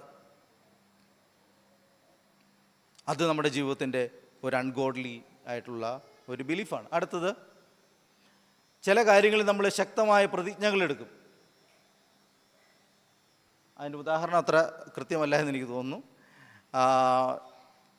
നമ്മൾ ഇനി മേലിൽ ഇങ്ങനെയുള്ള കാര്യങ്ങൾ, നമ്മുടെ ഉള്ളിൽ തോന്നുന്ന തോന്നലുകളെ, വിചാരങ്ങളെ പുറത്തേക്ക് പറയുന്നതാണ് പ്രതിജ്ഞകളായിട്ട് നമ്മൾ മനസ്സിലാക്കുന്നത്. അത് പലപ്പോഴും ചില കാര്യങ്ങൾ നമ്മുടെ ഉള്ളിൽ ശക്തമായ തീരുമാനം നമ്മൾ എടുക്കും. ഇനി ആ കാര്യത്തിൽ എൻ്റെ ഭാഗത്തു നിന്ന് ഒരിക്കലും ഒരു പ്രതികരണം ഉണ്ടാവില്ല, ഇനി എൻ്റെ ഭാഗത്ത് ഇങ്ങനെ ഒരു സഹകരണം ഉണ്ടാവില്ല, എൻ്റെ ഭാഗത്ത് ഇനി അതിന്മേൽ യാതൊരു വിധത്തിലുള്ള ഒരു പോസിറ്റീവായ കാര്യങ്ങളും ഉണ്ടാവില്ല, ഇനി ഞാൻ അതിനെപ്പറ്റി ചിന്തിക്കില്ല, അങ്ങോട്ട് തിരിഞ്ഞു നോക്കത്തില്ല. അങ്ങനെയൊക്കെ നമ്മൾ പലപ്പോഴും ശക്തമായ പ്രതിജ്ഞകൾ എടുക്കും. ഒരിക്കൽ പോലും പൊളിച്ചെഴുതാനായിട്ട് സാധ്യതയില്ലാത്ത വിധം ചില ശക്തമായ തീരുമാനങ്ങളിലേക്ക് ചെന്നുവിടും. ഇതെല്ലാം ഈ പ്രതിജ്ഞാ സ്വഭാവങ്ങളുടെ ഭാഗമാണ്. ഇത് ചിലപ്പോൾ ദൈവത്തിൻ്റെ പ്രവർത്തിക്ക് തടസ്സമായി മാറും, നമ്മുടെ ദൈവത്തെ ഞെരുക്കാനും ഇടയാക്കും. നമ്മുടെ സാധ്യതകൾ ഇങ്ങനെ ഒഴുകി പോകുമ്പോൾ പോലും എൻ്റെ പ്രതിജ്ഞ കാരണം ഞാനിങ്ങനെ മസിൽ പിടിച്ച് നിൽക്കൂടെ. എൻ്റെ നന്മകൾ ഒഴുകി പോകുമ്പോഴും, എൻ്റെ ഓപ്പർച്യൂണിറ്റീസ് പോകുമ്പോഴും ഞാൻ എന്തു ചെയ്യും? എൻ്റെ പ്രതിജ്ഞയുടെ ബലത്തിൽ ഞാൻ ഉറപ്പിച്ച് നിൽക്കും. കാരണം ഞാൻ തീരുമാനം എടുത്തതാണ്, ഇനി മേലിൽ ഞാൻ അതിലേക്ക് പോകത്തില്ല, ആ ഇടത്തേക്ക് പോകത്തില്ല, ആ വ്യക്തിയോട് ഇടപെടത്തില്ല, അല്ലെങ്കിൽ ആ സാഹചര്യമായിട്ട് ഞാൻ ഇണങ്ങത്തില്ല. നമ്മുടെ പ്രതിജ്ഞകൾ പലപ്പോഴും നമ്മളുടെ നന്മകളെ, അനുഗ്രഹത്തെയൊക്കെ തടയുന്നതാണ്. അവസാനത്തെ ഒരെണ്ണം കൂടിയുണ്ട്. ശപഥം എന്ന് പറയുന്നത് അത് മനുഷ്യമായിട്ടുള്ള, നമ്മൾ ദൈവത്തിന് മുമ്പിൽ എടുക്കുന്ന ചില തീരുമാനങ്ങളാണ്. നമ്മുടെ വായിൽ നിന്ന് വരുന്നത് സൂക്ഷ്മതയോടെ വേണം. പ്രത്യേകിച്ച് ദൈവം മുമ്പിൽ പറയുന്നത് വളരെ ശ്രദ്ധയോടെ വേണമെന്ന് സഭാപ്രസംഗിയിൽ വളരെ വ്യക്തമായിട്ട് പറയുന്നുണ്ട്. പലപ്പോഴും ദൈവം മുമ്പാകെ നമ്മൾ പല തീരുമാനങ്ങളൊക്കെ എടുത്തു കളയും. എടുത്താൽ പൊങ്ങാത്ത ഭാരിച്ച തീരുമാനങ്ങളൊക്കെ എടുത്തു കളയും നമ്മൾ പ്രത്യേക സാഹചര്യത്തിനകത്ത്. പിന്നെ നിറവേറ്റാൻ പറ്റാതെ കിടന്ന് നമ്മൾ ഞരങ്ങും. ഇതെല്ലാം അൺഗോഡ്ലിയാണ്, ദൈവികമല്ല. ദൈവത്തിന് മുമ്പിൽ നമ്മുടെ വാക്കെന്തായിരിക്കണം? ഉവ് എന്നായിരിക്കണം, അല്ലെങ്കിൽ ഇല്ല എന്നായിരിക്കണം. യേശു വളരെ കൃത്യമായി പറഞ്ഞു, സ്വർഗത്തെ കൊണ്ടോ ഭൂമിയെ കൊണ്ടോ ദൈവത്തെപ്പറ്റി ഒന്നും നീ ഒരിക്കലും ശപഥം ചെയ്യാൻ പാടില്ല. കാരണം ഇതൊന്നും നിൻ്റെ വരുതിയിൽ വരുന്ന കാര്യങ്ങളല്ല. അതുകൊണ്ട് അങ്ങനെ ചെയ്യരുത്. സ്വർഗത്തെ ചൊല്ലിയോ ദൈവത്തെ ചൊല്ലിയോ ഭൂമിയെ ചൊല്ലിയോ ഒന്നും നീ ഒരിക്കലും ശപഥം ചെയ്യരുത് എന്ന് വ്യക്തമായി യേശു പഠിപ്പിച്ചിട്ടുണ്ട്. അപ്പോൾ നമ്മൾ അറിയേണ്ട യാഥാർത്ഥ്യം എന്ന് പറയുന്നത് ഇത്തരം അൺഗോഡ്ലി ആയിട്ട്, ഇത് കുറച്ച് കാറ്റഗറിയാണ് ഞാൻ നിങ്ങളെ കേൾപ്പിച്ചത്. ഇങ്ങനെ കുറേ കാര്യങ്ങൾ നമ്മുടെ ജീവിതത്തെ പിടിച്ചു കെട്ടുന്നുണ്ട്. ക്രിസ്തുവിലെ സ്വാതന്ത്ര്യം അനുഭവിക്കാനാകാതെ, ദൈവികമായ അനുഗ്രഹങ്ങളിലേക്ക് കടക്കാനാവാതെ, ദൈവികമായ സ്വാതന്ത്ര്യത്തെ എൻജോയ് ചെയ്യാനാവാതെ, ചിരിക്കാനാവാതെ, സന്തോഷിക്കാനാവാതെ, ജീവിതത്തെ സന്തോഷകരമായ അനുഭവമാക്കി മാറ്റാൻ കഴിയാത്ത, കുടുംബത്തെ, വ്യക്തിജീവിതത്തിൽ, സമൂഹത്തിൽ, വർക്കിംഗ് പ്ലേസിൽ, നമ്മളായിരിക്കുന്ന മേഖലകളിലെല്ലാം നമ്മൾ പലപ്പോഴും ഇടുങ്ങിയ മനുഷ്യരാക്കി കളയുന്നത് ഇത്തരം അൺഗോഡ്ലി ബിലീഫിൻ്റെ ടെക്നിക്കാണ്. നമ്മൾ പലപ്പോഴും ഇത് പിശാചാണെന്ന് ഇപ്പോൾ പറഞ്ഞു കളയും, പോരാട്ടമാണെന്നൊക്കെ ചില പറയുന്ന ആളുകളുണ്ട്. ഇത് മറ്റുള്ളവർ അങ്ങനെയൊന്നുമില്ല. പ്രശ്നത്തിൻ്റെ കാതൽ നമ്മളിൽ കിടക്കുകയാണ്. ഇതിനെ കണ്ടെത്തുക എന്നുള്ളത് നമ്മുടെ ജോലിയാണ്. അതിനെ മറികടക്കുക എന്നുള്ള ജോലി നമ്മുടെയാണ്. ഇത്തരം നുണകളെ നമ്മളിലേക്ക് പ്രവേശിപ്പിക്കാതെ തടഞ്ഞു നിർത്തുക എന്നുള്ളതും നമ്മുടെ ജോലിയാണ്. അതൊരു ദൈവ പൈതൽ എന്ന നമ്മുടെ ഉത്തരവാദിത്വവും നമ്മുടെ ആവശ്യവുമാണ്. ഇത് നാം തിരിച്ചറിയുക. ഇനി എങ്ങനെ ഇത് രൂപപ്പെടുന്നതെന്നറിയാമോ? നമ്മുടെ സമയം വളരെ വേഗം പോവുകയാണ്. ഇതിനെപ്പറ്റി പഠിച്ച ആളുകൾ പറയുന്നത്, നാം അറിയാതെ നമ്മുടെ ജീവിതത്തിൽ ചില ഡോർ പോയിൻറ്റ്സ് ഉണ്ടാകുന്നു, ചില വാതിലുകൾ, പ്രവേശന ദ്വാരങ്ങൾ നമ്മുടെ ജീവിതത്തിൽ ഉണ്ടായി വരുന്നുണ്ട് എന്നാണ് അവർ പറയുന്നത്. പ്രവേശന ദ്വാരങ്ങൾ, ഇത്തരം നുണകൾക്ക് പ്രവേശിക്കാൻ കഴിയുന്ന ചില പ്രവേശന ദ്വാരങ്ങൾ, ഡോർ പോയിൻറ്റ്സ് നമ്മുടെ ജീവിതത്തിൽ ഉണ്ടായി വരുന്നുണ്ട്. അത് പലപ്പോഴും ഇത്തരം നുണകളെ പ്രവേശിപ്പിക്കാനായിട്ട് നമുക്കറിയാമല്ലേ, ഡോറിലൂടെയല്ലേ നമുക്ക് പ്രവേശിക്കാൻ കഴിയുള്ളൂ ആണ്. ഈ ഡോറുകൾ തുറന്നു കിടന്നാൽ അതിലൂടെ പ്രവേശിക്കാനുള്ള സാധ്യതയുണ്ട്. നമ്മൾ അറിയാൻ പാടില്ലാത്ത നമ്മുടെ ജീവിതത്തിൽ പല ഡോറുകളും തുറന്നു കിടപ്പുണ്ട്. അത്തരം ഡോറുകളിലൂടെയാണ് പലപ്പോഴും ഇത് പ്രവേശിക്കുന്നത്. അതിന് ഒന്ന് രണ്ട് ഉദാഹരണങ്ങൾ നമുക്ക് പറയാം. ഒന്ന്, ഇത് പ്രധാനമായിട്ട് സംഭവിക്കുന്നത് പലപ്പോഴും ബാല്യകാലത്തിലേക്കായിരിക്കാം. ചെറുപ്പത്തിൽ തന്നെ ആരംഭിക്കാവുന്ന കാര്യങ്ങളാണ്. നിരന്തരമായിട്ട് നമ്മളെ സ്നേഹിക്കുന്ന ആളുകൾ, നമ്മുടെ ചുറ്റുമുള്ള ആളുകൾ നമ്മളിലേക്ക് ഇൻവെസ്റ്റ് ചെയ്യുന്ന, അല്ലെ നമ്മളിലേക്ക് പ്രവേശിപ്പിക്കുന്ന, നമ്മളെ ഹാൻഡിൽ ചെയ്യുന്ന രീതിക്കനുസരിച്ച് നമ്മൾ ഇത്തരം ഡോറുകൾ ഉണ്ടായി വരുന്നുണ്ട്. ഇത്തരം നെഗറ്റീവ് കാര്യങ്ങളിൽ പ്രവേശിക്കാറുണ്ട്. നമുക്ക് വചനത്തിലേക്ക് പോകാം. നിങ്ങളാരും ബോറടിക്കണ്ട. ഇത് ഇത്ര മനസ്സിലാക്കിയിട്ട് വേണം നമുക്ക് വചനത്തിൻ്റെ ആ സാധ്യതകളിലേക്ക് പോകാനായിട്ട്. അപ്പം നമ്മുടെ വളർച്ചയുടെ ഓരോ ഘട്ടങ്ങളിലും ഇത്തരം ഡോറുകൾ തുറക്കാനുള്ള സാധ്യത ഉണ്ട്. കുഞ്ഞുങ്ങളെ ലാളിക്കുന്നത് തൊട്ട് ഇതിൻ്റെ സാധ്യത. നെഗറ്റീവായിട്ട് ലാളിക്കുന്നത് കണ്ടിട്ടുണ്ടോ ആളുകൾ? കുഞ്ഞുങ്ങളെടുത്തിട്ട് അവർ ദേഷ്യം പിടിപ്പിക്കുന്ന രീതിയിൽ, അസ്വസ്ഥപ്പെടുന്ന രീതിയിലൊക്കെ ലാളിക്കുന്നത് കണ്ടിട്ടുണ്ടോ? അല്ലേ? അവരുടെ തമാശകളും അവരുടെ മനസ്സിൻ്റെ വൈകൃതങ്ങളൊക്കെ കുഞ്ഞുങ്ങളെ മേലെ അടിച്ചേൽപ്പിക്കും, അവരെ അസ്വസ്ഥപ്പെടുത്തുകയും ചെയ്യുന്നത് കണ്ടിട്ടുണ്ടോ? ഉണ്ട്. ശ്രദ്ധിച്ച് നോക്കിയാൽ മനസ്സിലാവും. പലരും കുഞ്ഞുങ്ങളെ ലാളിക്കുന്ന കണ്ട അതൊരു മുതിർന്ന വ്യക്തിയോട് ഇടപെടുന്നതെന്ന് നമുക്ക് തോന്നിപ്പോവും. അങ്ങനെയൊക്കെ പെരുമാറുന്ന ആളുകളുണ്ട്. സ്നേഹം പ്രകടിപ്പിക്കുന്ന, പക്ഷേ അത് അവരിൽ നെഗറ്റീവായിട്ടുള്ള ഇമ്പാക്റ്റ് ഉണ്ടാക്കുമെന്ന് പലപ്പോഴും നമ്മൾ അറിയുന്നില്ല. നോക്ക്, ഒരു കാര്യമാണ് നമ്മളിൽ ഉണ്ടാകുന്ന വുണ്ട്സ്, മുറിവുകൾ. പ്രധാനപ്പെട്ട ഒരു ഡോർ പോയിൻ്റാണ് മുറിവുകൾ. മനുഷ്യരുണ്ടാക്കുന്ന മുറിവുകൾ, നമ്മുടെ ഹൃദയത്തിലുള്ള മുറിവുകൾ. വാക്കുകൾ കൊണ്ട്, പ്രവൃത്തികൾ കൊണ്ട്, സ്വഭാവ രീതികൾ കൊണ്ട് നമ്മുടെ ഹൃദയത്തിലുണ്ടാകുന്ന മുറിവുകൾ വളരെ പ്രധാനപ്പെട്ടതാണ്. ആ മുറിവുകൾ ഇത്തരം കാര്യങ്ങളുടെ എൻട്രി പോയിന്റുകളാണ്. ഒരാൾ നിരന്തരമായി, അയാളൊരു വിശ്വാസിയാണെന്നിരിക്കട്ടെ, അയാൾ എന്നെ നിരന്തരമായി വേദനിപ്പിക്കുന്നുണ്ടെങ്കിൽ ഞാൻ വിശ്വസിക്കുന്നത് എന്താണെന്നറിയാമോ? ഈ വിശ്വാസികളെല്ലാം മോശമാണ് എന്നാണ്. അങ്ങനെയാണ് എന്നിലൊരു വിശ്വാസം രൂപപ്പെടുത്തിയെടുക്കുന്നത്.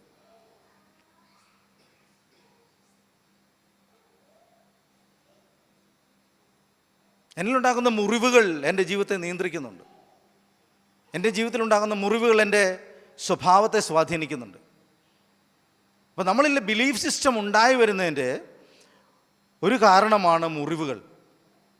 നമ്മൾ മനസ്സിൽ വെക്കണം, നമ്മുടെ വാക്കുകൾ കൊണ്ടും പ്രവൃത്തികൾ കൊണ്ടും ആർക്കും മുറിവേൽപ്പിക്കാൻ ഇടയാവരുത്. നമ്മുടെ വാക്കുകൾ എങ്ങനെയായിരിക്കണമെന്നാണ് പറയുന്നത്? ഉപ്പിനാൽ രുചി വരുത്തിയായിരിക്കണം. മിണ്ടാൻ നമുക്ക് അറിയത്തില്ല, മിണ്ടാതിരിക്കുന്നതാണ് അനുഗ്രഹം. നല്ലതെന്ന് ഞാൻ പറയില്ല, മിണ്ടാതിരിക്കരുത്. പക്ഷേ അനുഗ്രഹം അതാണ്. നമ്മളിന്ന് പുറത്തേക്ക് വരുന്ന തെറ്റായ വാക്കുകൾ മറ്റൊരാൾ മുറിവേൽപ്പിച്ചു കഴിഞ്ഞാൽ അത് നമുക്ക് ഗുണമല്ല, അയാൾക്കും ഗുണമല്ല. നല്ലതെങ്ങനെ പറയാൻ കഴിയുമെന്ന് പരിശീലിക്കുക എന്നുള്ളതാണ് നമ്മുടെ ജോലി.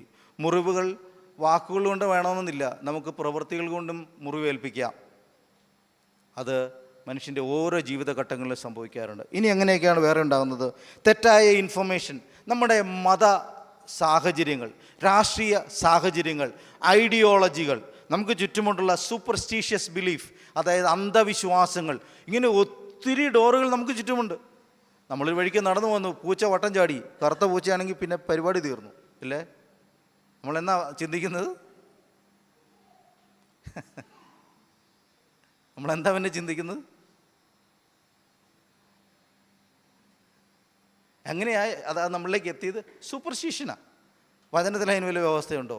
ഒന്നുമില്ല. എവിടെ നിന്ന് പിന്നെ നമ്മുടെ തലയിൽ ആ വിശ്വാസം കടന്നു വന്നു? കൃത്യമുഹൂർത്തങ്ങൾ നോക്കുന്നത് എവിടെ നിന്ന് വന്നു? ഈ സമയത്തെ ആര് നിശ്ചയിച്ചു? സമയത്തിൻ്റെ ഉടമസ്ഥനാര്? വചനം എന്ത് പറയുന്നു? നമുക്കറിയില്ല. പക്ഷേ നമുക്ക് കൃത്യമായ ചില ബോധ്യങ്ങളുണ്ട്. ചില സ്ഥലങ്ങളെപ്പറ്റി, ചില ഇടങ്ങളെപ്പറ്റി, വ്യക്തികളെപ്പറ്റി ഒക്കെ നമുക്ക് ധാരാളം സൂപ്പർസ്റ്റിഷൻ, അന്ധവിശ്വാസങ്ങളുണ്ട്. ഈ അന്ധവിശ്വാസങ്ങളുടെ ജീവിതത്തെ മുഴുവൻ നിയന്ത്രിക്കുക. ഇത് വചനമായിട്ട് ചേരുന്നുണ്ടോ നമ്മൾ പലപ്പോഴും ചെക്ക് ചെയ്യാറ് പോലും ഇല്ല. ഇതിന് വിരുദ്ധമായി കേൾക്കുന്ന വചനങ്ങൾ നമ്മൾ തലയെ കയറ്റാൻ പോലും അനുവദിക്കത്തില്ല. കാരണം അത്ര സ്ട്രോങ് ആണ് ഈ അന്ധവിശ്വാസങ്ങൾ നമ്മുടെ ഉള്ളിൽ. അപ്പോൾ ഇതിന് ആവാത്തിടത്തോളം കാലം നമുക്കൊരിക്കലും ദൈവവചനത്തിൽ അധിഷ്ഠിതമായ വിശ്വാസത്തെ പണിതെടുക്കാൻ കഴിയില്ല. നമ്മളിപ്പോൾ ഈ പ്രവാചകന്മാരോ അല്ലെങ്കിൽ ആരെങ്കിലും ദേവദാസന്മാരോ ആരോ എത്ര ഫോഴ്സ് ചെയ്താലും ഈ വിശ്വസിക്കാൻ കഴിയാത്തതിൻ്റെ കാരണം എന്താണെന്നറിയാമോ? നമ്മുടെ ഉള്ളിൽ വേറെ വിശ്വാസം കിടക്കുക. ഓൾറെഡി നമ്മൾ പിടിച്ചു വച്ചിട്ടുള്ള വിശ്വാസങ്ങൾ കിടക്കുക. ശരിയായ ദൈവവചനത്തിന് അനുസൃതമായ വിശ്വാസത്തെ സ്വീകരിക്കാൻ കഴിയാത്ത വിധത്തിലുള്ള അൺഗോഡ്ലി ബിലീഫ് നമ്മുടെ തലയ്ക്കകത്ത് ഓൾറെഡി ഉണ്ട്. ഇത് നമുക്ക് തിരിച്ചറിയാത്തിടത്തോളം കാലം നമുക്കിതെങ്ങനെ നിറയ്ക്കാൻ കഴിയുക? ഇതിനകത്ത് ഒത്തിരി കാര്യങ്ങൾ, കസേരകൾ ഇങ്ങനെ കിടക്കുന്നിടത്തോളം കാലം മറ്റു ചില ഉപകരണങ്ങൾ ഇവിടെ കൊണ്ടിടാൻ കഴിയുന്നെങ്ങനെ? കഴിയത്തില്ല. ഇതെടുത്ത് പുറത്ത് കളയണം. അപ്പോൾ അൺഗോഡ്ലി ബിലീഫിനെ നമ്മൾ തിരിച്ചറിയണം, അതിനെ പുറത്ത് കളയണം. പിന്നെയാണ് തെറ്റായ പെർസെപ്ഷൻസ് ഉണ്ട്, നമ്മളിലുള്ള ബോധ്യങ്ങളുണ്ട്. അതുപോലെ തന്നെ എപ്പോഴും ക്രിട്ടിസൈസ് ചെയ്യപ്പെടുക. നിരന്തരമായി നമ്മളെ ഒരാൾ ക്രിട്ടിസൈസ് ചെയ്തുകൊണ്ടേയിരിക്കുക, കുറ്റം പറഞ്ഞുകൊണ്ടേയിരിക്കുക. നമ്മളിൽ ഉണ്ടായി വരുന്നത് ഈ അൺഗോഡ്ലി ബിലീഫാണ് ഉണ്ടായി വരിക, ദൈവികമല്ലാത്ത വിശ്വാസമായി ഉണ്ടായി വരിക. നിരന്തരം കുറ്റം പറഞ്ഞുകൊണ്ടിരിക്കുക. ഈ കേരള പശ്ചാത്തലത്തിൽ എപ്പോഴും അമ്മായിയമ്മ മരുമക്കൾ ഒരു കോൺട്രഡിക്ഷൻ ഉണ്ടല്ലോ, സ്റ്റോറിയാണല്ലോ അത്, നമ്മുടെ നറേറ്റീവാണത്. എപ്പോഴും അങ്ങോട്ടും ഇങ്ങോട്ടും. ഇപ്പോഴത്തെ കാലത്ത് അതൊന്നും ഇല്ലയെന്ന് തോന്നുന്നു. കാരണം ഇവർ രണ്ടുപേരും ഒരുമിച്ച് താമസിക്കാറില്ല. എല്ലാവരും അവരവരുടെ ജോലി എടുക്കാൻ വേറെ രാജ്യങ്ങളിലേക്ക് പോകാണല്ലോ. അപ്പം അങ്ങനത്തെ ഒരു കോണ്ടക്ഷൻ നിലവിലില്ല. എന്നാൽ പോലും നമ്മുടെ ഒരു നറേറ്റീവാണ്, കേരളത്തിൽ നറേറ്റീവാണ്. അമ്മായിമ്മയും മരുമക്കളും എല്ലാം കോമഡിക്കകത്ത് ഇതുണ്ട്. എന്തതിൻ്റെ കാരണം? ക്രിട്ടിസൈസ് ചെയ്യണം, നിരന്തരമായി നെഗറ്റീവായിട്ട് ക്രിട്ടിസൈസ് ചെയ്യണം. ഒരിക്കൽ പോലും ഒരു പോസിറ്റീവ് അഫർമേഷൻ കൊടുക്കാൻ, നല്ലതാണ്, നീ ചെയ്ത് ഗുണമാണ്, നല്ലതാണ്, ശ്രേഷ്ഠമാണ്, നീ മിടുക്കനാണ്, ഒന്നും സാധിക്കാറില്ല. പ്രത്യേകിച്ച് നമ്മുടെ ഒരു സാഹചര്യത്തിനകത്ത് നമ്മൾ കണ്ടതും കേട്ടൊക്കെ എല്ലാം കഴിയുന്നത്രയും കുറ്റം പറയുക എന്നുള്ള ഒരു രീതിയാണ്. എത്രത്തോളം കുറ്റങ്ങൾ കണ്ടുപിടിക്കാം എന്നുള്ളതാണ് നമ്മുടെ ഒരു സാംസ്കാരിക പരിസരത്ത് നമ്മൾ കിട്ടുന്ന പാഠങ്ങൾ. അപ്പോൾ അതുകൊണ്ട് നമ്മൾ വളരെ ശ്രദ്ധിക്കണം. ഇത്തരം കാര്യങ്ങളിലൂടെയാണ് എന്തുണ്ടായി വരുന്നത്? അൺഗോഡ്ലി ബിലീഫ് ഉണ്ടായി വരും. കേൾക്കുന്ന ആൾക്ക് അത്ര സുഖമൊന്നായിരിക്കില്ല. നിരന്തരം കുറ്റം കേൾക്കുന്ന ഒരാൾക്ക് കുറേ കഴിയുമ്പോൾ അയാൾ എഗ്രി ചെയ്യാൻ തുടങ്ങും, ശരിയാ ഞാൻ മോശമാണ് എന്നുള്ള അറിവിലേക്ക് എത്തും. അതിലുള്ള ട്രോമാറ്റിക് എക്സ്പീരിയൻസസ് എന്ന് പറയും. ആഘാതം, മനസ്സിലേറ്റ ആഘാതങ്ങൾ, വളരെ ആഘാതപ്പെടുത്തുന്ന ചില ഓർമ്മകൾ, അനുഭവങ്ങൾ, വേദനിപ്പിക്കുന്ന, ആഘാതം ഉണ്ടാക്കുന്ന, അതൊക്കെ മനുഷ്യ ജീവിതത്തെ എനിക്കിനി ജീവിതം വേണ്ട, എനിക്കിനി ഇങ്ങനെ മതി, ഇനി മരിച്ചാലും മതി, ഇനി മുന്നോട്ട് എനിക്ക് പോകാൻ എനിക്ക് ആഗ്രഹമില്ല, അങ്ങനെയുള്ള ശക്തമായ തീരുമാനങ്ങളിൽ, ശപഥങ്ങളിലേക്കും പ്രതിജ്ഞകളിലേക്കും മനുഷ്യനെ എത്തിക്കുന്ന എന്താണെന്നറിയാമോ? ചില ട്രോമാറ്റിക് എക്സ്പീരിയൻസ്, ചില ആഘാതമുണ്ടാക്കുന്ന അനുഭവങ്ങളാണ്. ദൈവമക്കളെ, ഞാനിവിടെ ആ ഭാഗം കൂടെ അവസാനിപ്പിക്കുക. ശത്രു നമ്മുടെ ജീവിതത്തിൽ പല വിധത്തിൽ നമ്മളെ നെഗറ്റീവൈസ് ചെയ്യാൻ, നമ്മളിൽ ദൈവികമല്ലാത്ത വിശ്വാസങ്ങളെ എങ്ങനെ അടിച്ചേൽപ്പിക്കാമെന്ന് അവൻ ചെയ്തുകൊണ്ടിരിക്കുന്നു. ഒരു കാര്യം ഓർത്തിരിക്കുക, നമ്മളിലുള്ള ആ ദൈവികമല്ലാത്ത ആണോ ദൈവികമാണോ ആയതാണോ, ഏത് വിശ്വാസമാണ് ഡൊമിനൻ്റ്, ഏതാണ് നമ്മളിൽ ഏറ്റവും കൂടുതൽ നിൽക്കുന്നത്, അതിനനുസരിച്ചായിരിക്കും നമ്മുടെ ജീവിതം. അല്ല, നമ്മുടെ അറിവിനനുസരിച്ച് ആയിരിക്കുകയില്ല എന്ന് നമ്മൾ അറിഞ്ഞിരിക്കണം. നമ്മുടെ വിദ്യാഭ്യാസമോ ഡിഗ്രിയോ അറിവോ ഒന്നും അല്ല നമ്മുടെ ജീവിതത്തെ നയിക്കുന്നത്, മറിച്ച് നമ്മളിലുള്ള ബിലീഫ് സിസ്റ്റം, നമ്മളിലുള്ള വിശ്വാസ സംവിധാനമുണ്ട്, നമ്മളിൽ വിശ്വസിക്കുന്ന സംവിധാനം. ആ സംവിധാനത്തിൽ എന്തെല്ലാം ഉണ്ട്, ലൈവായിട്ട് എന്തൊക്കെ നിൽക്കുന്നു, അതാണ് നമ്മുടെ ജീവിതത്തെ നിയന്ത്രിക്കുന്നത്. നമുക്ക് പറഞ്ഞു കൊടുക്കാൻ നല്ല കാര്യങ്ങൾ നമ്മുടെ തലയിലുണ്ട്, പക്ഷേ നമ്മൾ വിശ്വസിക്കുന്ന കാര്യം മാത്രമേ നമ്മൾ ജീവിതത്തിൽ പ്രവർത്തിക്കുകയുള്ളൂ, വളരുകയുള്ളൂ, മുന്നോട്ട് പോവുകയുള്ളൂ. നമ്മൾ മനസ്സിലാക്കണം. അതുകൊണ്ട് നമ്മൾ എത്രത്തോളം നമുക്കിതിനെ പ്രതിരോധിക്കാൻ കഴിയുമെന്ന് നമ്മൾ തിരിച്ചറിയേണ്ടതായിട്ടുണ്ട്. ദാവീദിൻ്റെ ചരിത്രം നമുക്കറിയാം. ദാവീദിൻ്റെ ചരിത്രം എന്ന് പറഞ്ഞു കഴിഞ്ഞാൽ, ദാവീദ് കേട്ടു മല്ലനായ ഗോലിയാത്ത് അവിടെ നിന്ന് വെല്ലുവിളിക്കുകയാണ്, അല്ലേ? അപ്പോൾ ഇദ്ദേഹത്തിന് ചെറിയ അണ്ടർസ്റ്റാൻഡിങ് പുള്ളിയെ പറ്റിയുണ്ട്. ഞാനൊരു സിംഹത്തെയും കരടിയൊക്കെ കൊന്ന ആളാന്നുള്ള ബോധമൊക്കെ ഉള്ളിലുണ്ട്. അത് വെച്ചിട്ടാണ് അദ്ദേഹം ചെന്ന് ചേട്ടന്മാരോട് ചോദിച്ചു പറഞ്ഞു, നിന്നെ കൊണ്ട് പറ്റില്ല, നീ യുദ്ധം കാണാൻ വന്നല്ലേ, നീ വിട്ടു പോകാൻ പറഞ്ഞു വിടുന്നു, ഇവിടെ നിൽക്കരുത്, നീ ഇവിടെ പട കാണാൻ വന്നല്ലേ, നിനക്ക് പറ്റുന്ന കാര്യമൊന്നുമല്ല. ഉണ്ടോ നെഗറ്റീവ് വരുന്നുണ്ടോ? പക്ഷെ ഈ ദാവീദിൻ്റെ ഉള്ളിലുള്ള അവൻ്റെ ദൈവത്തിലുള്ള വിശ്വാസത്തെ നിങ്ങൾ ശ്രദ്ധിച്ചേ. അവനത് പ്രൊക്ലെയിം ചെയ്തുകൊണ്ട് പറഞ്ഞുകൊണ്ട് തന്നെ ഇല്ലെന്ന്. ഞാൻ ആരുടെ നാമത്തിലാണ് വരുന്നത്? ദൈവത്തിൻ്റെ നാമത്തിലാണ് നിൻ്റെ നേരെ വരുന്നത്. അവൻ വിശ്വാസത്തെ അപ്ഹോൾഡ് ചെയ്ത് നിങ്ങൾ ശ്രദ്ധിച്ച് നോക്കിക്കേ. എതിരെ നിൽക്കുന്നത് വിശ്വസിക്കാൻ പറ്റുന്ന ഒരു കാര്യമല്ല. ഒരു സൈന്യത്തെ മുഴുവൻ പരാജയപ്പെടുത്തി നിൽക്കുന്ന ഒരു വ്യക്തിയുടെ മുമ്പിലേക്ക് ചെല്ലുക. ഞാൻ സിംഹത്തെയും കരടിയൊക്കെ ദൈവത്തിൻ്റെ നാമത്തിൽ ദൈവശക്തിയാൽ നേരിട്ടുള്ളവൻ, അതുകൊണ്ട് എനിക്ക് നീ ഒരു പ്രശ്നമല്ല എന്ന് പറഞ്ഞു ചെല്ലാൻ കഴിയുന്ന വിശ്വാസം എവിടെ നിന്ന് വന്നു? അതാണ് അവൻ്റെ ബിലീഫ് സിസ്റ്റം. ദൈവം നമുക്ക് തരുന്ന അനുഭവങ്ങളിൽ നമ്മൾ എന്തുണ്ടാക്കിയെടുക്കണം? ഒരു പോസിറ്റീവായ ദൈവികമായ ബിലീഫ് സിസ്റ്റത്തെ ഉണ്ടാക്കിയെടുക്കണം. ദൈവം ചെയ്യുന്ന അത്ഭുതങ്ങളിൽ നിന്ന് എന്തുണ്ടായി വരണം? ഒരു ബിലീഫ് സിസ്റ്റം ഉണ്ടായി വരണം. ദൈവം ചെയ്യുന്ന ഉപകാരങ്ങളിൽ നിന്ന് എന്തുണ്ടായി വരണം? ബിലീഫ് സിസ്റ്റം ഉണ്ടായി വരണം. ഉണ്ടായില്ലേ നമ്മൾ ഇസ്രായേലിനെ പോലെ ആയിപ്പോവും. ഇസ്രായേലിന് എന്താ പറ്റിയ? വലിയ ചെങ്കടൽ, അതിനൊക്കെ വിഭാഗിച്ച് ദൈവം കൊണ്ടുവരിക. അത്ഭുതങ്ങളുടെ ഒരു പ്രളയമാണ്. മിസ്രയീമിൻ്റെ സൈന്യശക്തിയൊക്കെ ഒടുങ്ങിപ്പോവുകയാണ്. അവൻ്റെ രഥവും തേരുമെല്ലാം വെള്ളത്തിൽ മുങ്ങിപ്പോകുന്നു. അവൻ്റെ ആദിജാതന്മാർ മരിച്ചു പോകുന്നു. എത്രയോ അത്ഭുതങ്ങൾ നടന്നു. ഇത് കണ്ടുവന്ന ജനത്തിനകത്ത് ബിലീഫ് സിസ്റ്റം ഉണ്ടായില്ല. അതുകൊണ്ടാണ് അവർ ഒറ്റുനോക്കാൻ ചെന്നിട്ട് വന്നപ്പോൾ അവർ വലിയ ആൾക്കാരാ, നമുക്കവരെ കീഴ്പ്പെടുത്താൻ പറ്റില്ല എന്ന് 12-ൽ 10 പേരും പറഞ്ഞത്. ഒറ്റുനോക്കാൻ വിട്ടുപോയിട്ട് 2 പേരിലേ പറഞ്ഞുള്ളൂ നമുക്കവരെ ദൈവത്താൽ ജയിക്കാൻ കഴിയാൻ പറ്റുമെന്ന്. 2 പേരെ പറഞ്ഞുള്ളൂ. ആരാ? യോശുവയും കാലേബും. ആ 2 പേരല്ലേ വാഗ്ദത്തത്തിൽ പ്രവേശിച്ചത്? ആണ്. ബാക്കിയുള്ളവർക്ക് എന്ത് പറ്റി? വിശ്വാസമായി പരിണമിച്ചില്ല. ദൈവം നമ്മുടെ ജീവിതത്തിൽ 100,000 കാര്യങ്ങൾ ചെയ്താലും അത് വിശ്വാസമായി പരിണമിക്കുന്നില്ലെങ്കിൽ, നമ്മളതിനെ അനുവദിക്കുന്നില്ലെങ്കിൽ, ഈ അത്ഭുതങ്ങളും അടയാളങ്ങളും വെറുതെയാണ്, നന്മകൾ വെറുതെയാണ്. കാരണം അത് നമ്മുടെ ജീവിതത്തെ നിയന്ത്രിക്കാനായിട്ട് നമ്മളതിനെ അനുവദിക്കുന്നില്ല. അതാണ് ദാവീദിൻ്റെയൊക്കെ ചരിത്രം എന്ന് പറയുന്നത്. വേറെ ആളെ പറ്റി ഞാൻ പറയട്ടെ. എലൈജ, ഏലിയാവിനെ പറ്റി ഞാൻ പറയാം.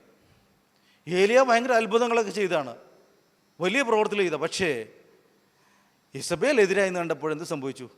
എനിക്ക് മരിച്ചാൽ മതി, അല്ലേ? അങ്ങനെ ആയിപ്പോയില്ലേ? ഭയപ്പെട്ടു പോയില്ലേ? ഭയപ്പെട്ടു പോയി. കാരണം അത് ബിലീഫ് സിസ്റ്റം ഉണ്ടായി വന്നില്ല. നമ്മളിലൊരു ദൈവികമായ വിശ്വാസ രൂപം നമ്മളിലുണ്ടായി. ദൈവികമായ വിശ്വാസത്തെ ഡെവലപ്പ് ചെയ്യാനായിട്ട് നമ്മുടെ ജീവിതത്തിൽ ഓരോ അനുഭവങ്ങളെയും നമ്മൾ അനുവദിക്കണം. ദൈവം ചെയ്യുന്ന ഓരോ കാര്യങ്ങളിൽ നമ്മുടെ ശ്രദ്ധ പതിപ്പിച്ച് അത് വിശ്വാസമായി അതിനെ രൂപപ്പെടുത്തിയെടുക്കണം. അതിനെപ്പറ്റിയാണ് എബ്രായ ലേഖനകാരൻ പറയുന്നത്, വിശ്വാസമായി അവരിലത് പരിണമിച്ചില്ല എന്ന് പറയാൻ കാരണമായിട്ടുള്ളത്. ഞാൻ വളരെ വേഗം പോകാം. നമ്മുടെ ജീവിതത്തിനകത്ത് ദൈവം ചെയ്യുന്ന ഉപകാരങ്ങളെ, നന്മകളെ, അത്ഭുതങ്ങളെ വിശ്വാസമാക്കി നമുക്ക് മാറ്റിയെടുക്കാൻ കഴിയണം. ഞാൻ വളരെ പോകാം. നമുക്ക് എങ്ങനെ ഇതിനെ മറികടക്കാൻ കഴിയുന്നുള്ള 2 കാര്യങ്ങൾ പറഞ്ഞ് ഞാൻ അവസാനിപ്പിക്കാം.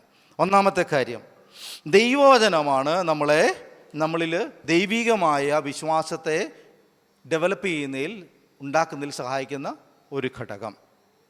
യേശു കർത്താവ് എന്താ ചെയ്യുന്നറിയാമോ? ദേവാലയത്തിൽ ചെന്നിട്ട് യേശു കർത്താവ് ഇത് തന്നെ പറ്റി എഴുതിയിരിക്കുന്ന ഭാഗം അല്ലേ, അങ്ങനെയല്ലേ വായിച്ചത്? അങ്ങനെയാണ്. ദേവാലയത്തിൽ സിനഗോഗിൽ ചെന്നു, അത് വിടർത്തിയെടുത്തു. അതിനകത്തുണ്ടാവില്ല, സ്ലൈഡിലുണ്ടാവില്ല. തന്നെ പറ്റി പറഞ്ഞിട്ടുള്ള പ്രവാചകൻ പറഞ്ഞിട്ടുള്ള ഭാഗം എടുത്ത് വായിക്കുന്നു. താൻ ആരെന്ന് വചനത്തിൽ നിന്ന് തിരിച്ചറിയുന്നു, തൻ്റെ നിയോഗമെന്തെന്ന് തിരിച്ചറിയുന്നു. ബദ്ധന്മാർക്ക് വിടുതൽ അല്ലേ, അത് കൊടുക്കാനായിട്ട് ദൈവം എന്നെ നിയോഗിച്ചിരിക്കുന്നു. അപ്പോൾ ദൈവവചനം നമ്മൾ വായിക്കാൻ നമുക്ക് ഉണ്ടാവേണ്ട അറിവെന്താണെന്നറിയാമോ? ദൈവവചനം എന്നെപ്പറ്റി എന്തു പറയുന്നു എന്ന് നമ്മൾ അറിഞ്ഞിരിക്കണം. ദൈവവചനം കേൾക്കുമ്പോൾ ദൈവവചനം എന്നെ എങ്ങനെയാണ് വ്യാഖ്യാനിക്കുന്നത് എന്ന് നമ്മൾ അറിഞ്ഞിരിക്കണം. ദൈവവചനം എന്നെപ്പറ്റി എങ്ങനെയാണ് പ്രഖ്യാപിക്കുന്നതെന്ന് നമ്മൾ അറിഞ്ഞിരിക്കണം. ആ ദൈവവചനം വെറുതെ കേട്ടിട്ട് കാര്യമില്ല, വെറുതെ വായിച്ചിട്ട് കാര്യമില്ല. ഈ ദൈവവചനം എന്നെപ്പറ്റി എങ്ങനെയാണ് വിശദീകരിക്കുന്നത് തിരിച്ചറിയാൻ നമുക്ക് ശ്രമമുണ്ടാകണം. അതാണ് ദൈവവചനത്തിൻ്റെ ഒന്നാമത്തെ സാധ്യത. ഇതെങ്ങനെയാണ് ഫലത്തിൽ വരുന്നത്? യേശുവിൻ്റെ പരീക്ഷകളെ നിങ്ങൾ ശ്രദ്ധിച്ച് നോക്കിക്കേ. അവിടെ ബിലീഫ് സിസ്റ്റത്തിൻ്റെ ഒരു വലിയ പോരാട്ടം കാണാം.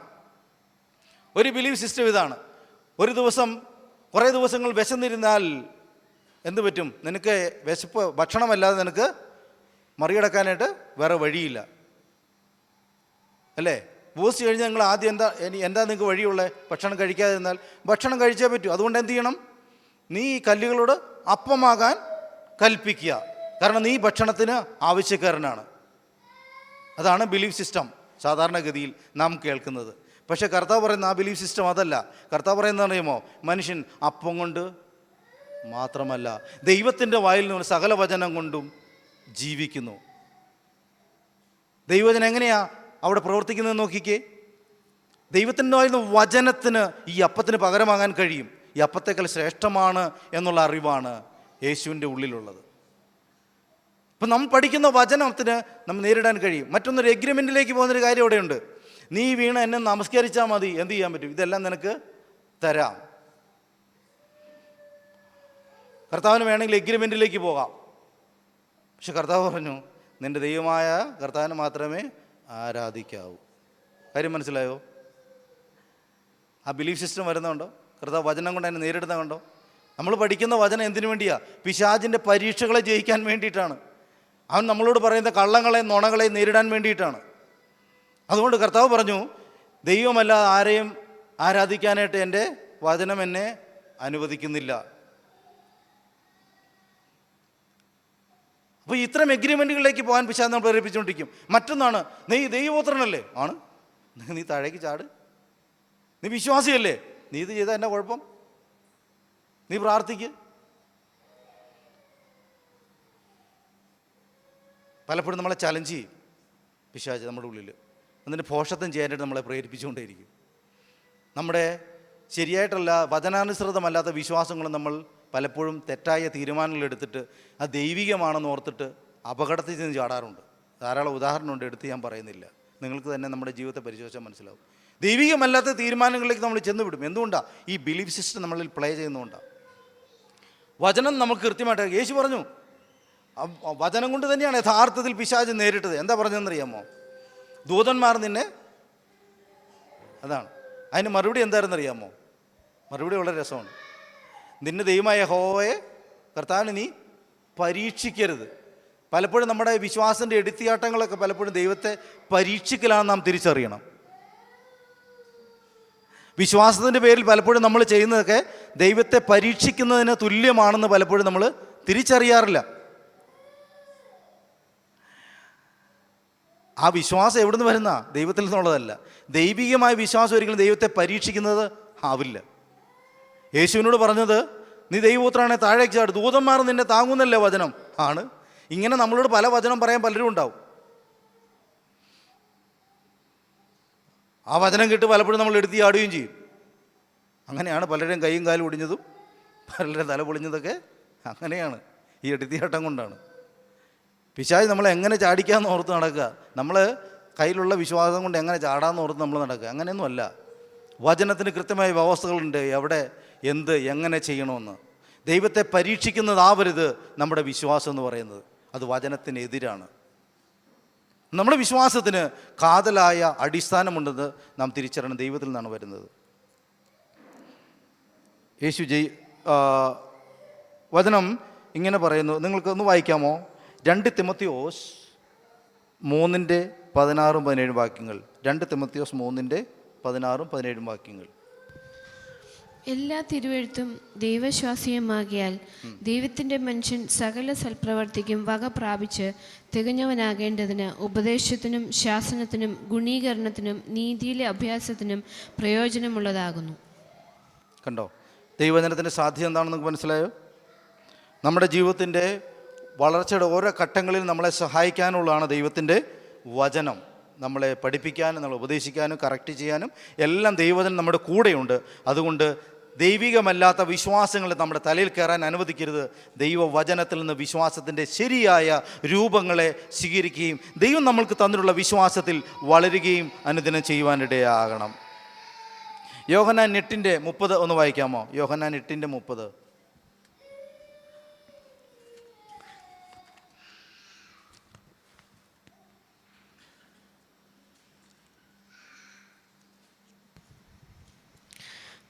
യോഹന്നാൻ 8:30. അവൻ ഇങ്ങനെ സംസാരിച്ചുകൊണ്ടിരിക്കുമ്പോൾ പലരും അവനിൽ വിശ്വസിച്ചു. താഴേക്ക് വായിക്കാമോ?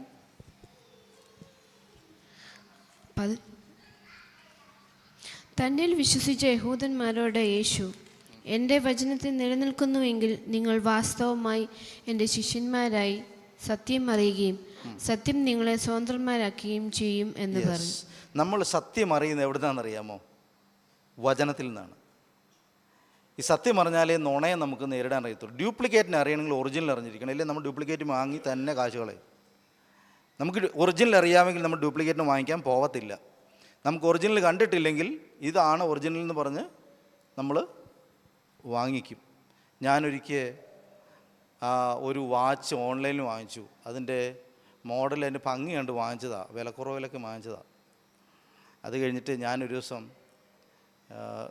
ഒരു ഫ്രണ്ടിൻ്റെ അടുത്ത് പോയപ്പോൾ അവൻ ചോദിച്ചു, നീ റാഡോയുടെ വാച്ചൊക്കെയാണോ കിട്ടുന്നതെന്ന് ചോദിച്ചിട്ടുണ്ട്. ഞാൻ പറഞ്ഞു അല്ല.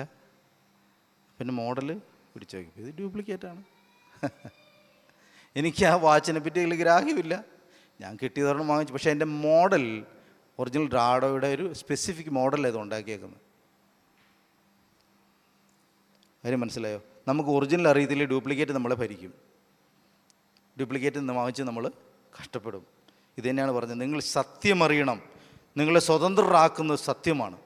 ഇവിടെ ഇരിക്കുന്ന ഓരോ വ്യക്തികളും അറിയണമെന്ന് ഞാൻ ആഗ്രഹിക്കുന്ന ഒരേ ഒരു കാര്യം, നാം എല്ലാം സത്യം അറിയണം. നാം അറിയേണ്ടത് സത്യത്തെയാണ്. എന്നെ സംബന്ധിച്ച് സത്യം, ദൈവത്തെ സംബന്ധിച്ച് സത്യം, ലോകത്തെ സംബന്ധിച്ച് സത്യം. ആ സത്യമെല്ലാം നമ്മുടെ വചനത്തിനകത്തുണ്ട്. വചനം നിരന്തരം വായിക്കുകയും പഠിക്കുകയും മനസ്സിലാക്കുകയും ചെയ്യുമ്പോൾ പിശാചിനെ നേരിടാനുള്ള അറിവ് നമ്മളിലുണ്ടാവും, ജ്ഞാനം നമ്മളുണ്ടാവും, ദൈവികമായ ബിലീഫ് സിസ്റ്റം നമ്മളിലുണ്ടാവും. അതാണ് യേശു അവൻ്റെ പരീക്ഷയിൽ കാണിച്ചു കൊടുത്തത്. ഓരോ പരീക്ഷകൾക്ക് മുമ്പിൽ യേശു വചനം കൊണ്ട് എന്നെ നേരിട്ടു. അടുത്ത വചനം കഴിഞ്ഞ അടുത്ത കാര്യമാണ് പരിശുദ്ധാത്മാവ്. നാം സ്വീകരിക്കുന്ന പരിശുദ്ധാത്മാവിൻ്റെ പ്രത്യേകം എന്താണെന്ന് അറിയാമോ? യോഹന്നാൻ 16:13 വായിക്കാമോ? സത്യത്തിൻ്റെ ആത്മാവ് വരുമ്പോഴോ അവൻ നിങ്ങളെ സകല സത്യത്തിലും വഴി നടത്തും. സകല സത്യത്തിലും വഴി നടത്താൻ ദൈവം നമുക്ക് ഒപ്പം തന്നിട്ടുള്ള ദൈവത്തിൻ്റെ പരിശുദ്ധാത്മാവിനെ സ്വീകരിക്കുകയും പരിശുദ്ധാത്മാവിനെ അനുസരിക്കുകയും ചെയ്യുന്ന ഒരാൾക്ക് ഈ നുണകളെ വിശ്വസിക്കേണ്ടി വരത്തില്ല. പലപ്പോഴും നമ്മൾ ഉള്ളിൽ പരിശുദ്ധാത്മാവ് ഞരങ്ങുമ്പോഴും നമ്മളുടെ ബുദ്ധിക്ക് നമ്മൾ കീഴ്പ്പെട്ട് കൊടുക്കാറില്ലേ? അതാണ് തെറ്റ്. നമ്മുടെ ഉള്ളിൽ നമ്മൾ ചില തീരുമാനങ്ങൾ എടുക്കുകയും ചില കാര്യങ്ങളെ പറ്റി ചിന്തിക്കലും നമ്മുടെ ഉള്ളിലൊരു ഞരക്കം ഉണ്ടാവാറുണ്ട് പരിശുദ്ധാത്മാവിൻ്റെ. അത് പലപ്പോഴും നമ്മൾ കേൾക്കാറില്ല. പരിശുദ്ധാത്മാവ് ജെൻറിലാണ്, അവൻ എപ്പോഴും ശാന്തമായും സൗമ്യമായി സംസാരിക്കാറുള്ളൂ. പക്ഷേ ആ ശബ്ദത്തെ അത് പലപ്പോഴും നമ്മൾ ശ്രദ്ധിക്കാതെ കൊണ്ട് നമ്മുടെ ബുദ്ധിയുടെയും മറ്റുള്ളവരുടെ അഭിപ്രായത്തിന് തീരുമാനം എടുക്കാറില്ലേ? അങ്ങനെയാണ് പലപ്പോഴും നമ്മൾ പിശാചിൻ്റെ കെണിയിൽപ്പെട്ടു പോകുന്നത്. നമ്മൾ എന്ത് ചെയ്യണം? പരിശുദ്ധാത്മാവിനെ ശ്രദ്ധിക്കണം. അവൻ്റെ പ്രത്യേകത, അവൻ സത്യത്തിൽ നമ്മളെ വഴി നടത്തും. സത്യത്തിൽ നടക്കാൻ നമ്മളെ പഠിപ്പിക്കുന്നത് പരിശുദ്ധാത്മാവാണ്. ഇവിടെ ഇരിക്കുന്ന നമ്മൾ ഓരോരുത്തരും ദൈവത്തിൻ്റെ പരിശുദ്ധാത്മാവ് പ്രവർത്തിക്കാൻ ആഗ്രഹിക്കുന്നുണ്ട്. എപ്പോഴും പരിശുദ്ധാത്മാവിനെ അനുവദിക്കുന്ന മനുഷ്യരായിട്ട് നമ്മൾ മാറണം. ഞാനിവിടെ അവസാനിപ്പിക്കുകയാണ്. നമ്മുടെ ജീവിതത്തിൽ എത്ര കള്ളങ്ങളാണ്, പിശാച് പറഞ്ഞ എത്ര കള്ളങ്ങളാണ് നമ്മുടെ ജീവിതത്തെ പലപ്പോഴും നിയന്ത്രിക്കുന്നത്. നമുക്കൊന്ന് എഴുന്നേറ്റ് ദൈവസന്നിധിയിൽ നിൽക്കാൻ പറ്റുമോ? നമുക്ക് ഒരുമിച്ചൊന്ന് ചിന്തിച്ച് ഒരു നിമിഷം ഈ വചനങ്ങളെ ഒന്ന് ധ്യാനിച്ച്, ദൈവവചനത്തെ ഹൃദയത്തിൽ ധ്യാനിച്ച് പിശാചിൻ്റെ കള്ളങ്ങളെ ജയിക്കാനുള്ള കൃപയ്ക്ക് വേണ്ടി നമുക്കൊന്ന് പ്രാർത്ഥിക്കാം. നമ്മുടെ ജീവിതത്തെ ഞെരുക്കി ഉടച്ചു കളയുന്ന പിശാച് പറഞ്ഞിട്ടുള്ള ഒത്തിരിയേറെ നുണകളുണ്ട്. നമ്മുടെ ചുറ്റുവട്ടം, നമ്മുടെ കൾച്ചറിൽ നിന്ന്, നമ്മൾ കേട്ട